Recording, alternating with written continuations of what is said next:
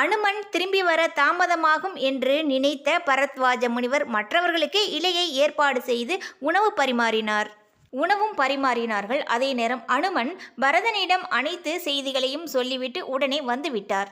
அனுமனுக்கு பரிமாற இலை இல்லையே என்று முனிவர் வேதனையில் இருக்கும்போது அனுமனை அழைத்த ராமர், எனக்கு எதிர்ப்புறம் அமர்ந்து சாப்பிடு என்று சொல்கிறார். காய்கனிகளை விட உணவைத்தான் ராமர் அதிகம் விரும்பி உண்பார். அனுமன் காய்கனிகளைத்தான் அதிகம் விரும்பி உண்பார் என்பது ராமருக்கு தெரியும். அனுமன் விரைவில் வந்துவிடுவார் என அறிந்த ராமர் உணவு பரிமாறுவதற்கு முன்பே இலையின் மேல் பகுதியில் காய், பழம், கனிகளை பரிமாற சொல்லிவிட்டு கீழ்ப்பகுதியில் உணவை பரிமாற சொல்கிறார். இருவரும் எதிர்ப்புறம் அமர்ந்து ஒரே இலையில் சாப்பிட்டு முடித்தார்கள். முனிவரின் பேச்சை தட்டாமல் தம்பியின் உயிரை காப்பாற்றி இந்த பிரச்சனையை முடித்து உணவை மட்டும் விரும்பி சாப்பிட்டதால் ராமருக்கு அன்றிலிருந்து சாப்பாட்டு ராமர் என்ற பெயர் வந்தது. அன்றிலிருந்து இதுவரை உணவை விரும்பி உண்பவர்களை சாப்பாட்டு ராமன் என அழைக்கின்றனர்.